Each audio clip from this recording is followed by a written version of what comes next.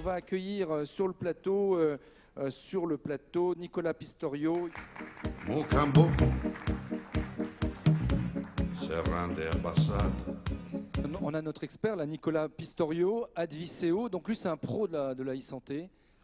Oui, tout à fait. Alors aujourd'hui, on est en face d'une problématique effectivement majeure, c'est que la France est un des terreaux les plus fertiles pour le développement de la e-santé. Pourquoi ? Il n'y a pas une semaine qui passe sans qu'on parle de toutes ces startups qui proposent des produits ou des solutions innovantes.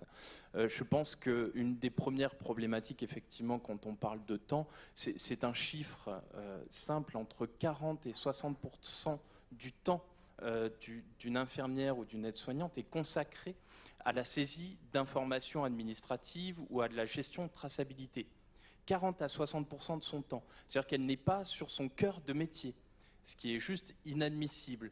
À cause de quoi ? À cause effectivement d'outils qui ne communiquent pas entre eux correctement, qui nécessitent des ressaisies, ou bien qui ne sont pas suffisamment intuitifs.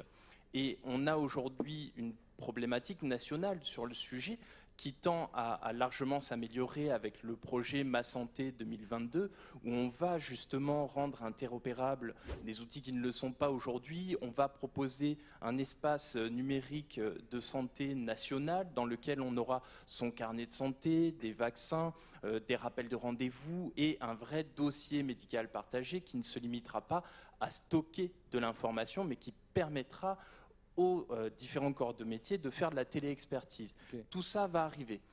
On y vient petit à petit. La e-santé est une solution, en tout cas, ça passe par deux conditions.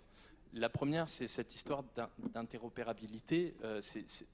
C'est limite un gros mot hein, dans le secteur de la santé, on n'arrête pas d'en parler. Moi, je pense que ça passe d'abord par une gouvernance nationale. Il faut imposer des standards de communication et pas laisser les industriels mener la danse sur le sujet. Nicolas, les solutions technologiques existent déjà aujourd'hui. Cela dit, il faut être proche des usages et c'est ce que doivent faire tous les start-upers, également les industriels déjà acteurs majeurs du secteur. C'est tout simplement venir passer du temps dans les salles de soins. On parle souvent, lorsqu'on est industriel, de solutions faites par les soignants pour les soignants. C'est dans le discours. Bien souvent, ce sont des solutions faites par des informaticiens pour les informaticiens. Vous passez une journée et une nuit dans une salle de soins et vous verrez quels sont les usages là où les utilisateurs justement perdent du temps et discuter avec eux des solutions à apporter.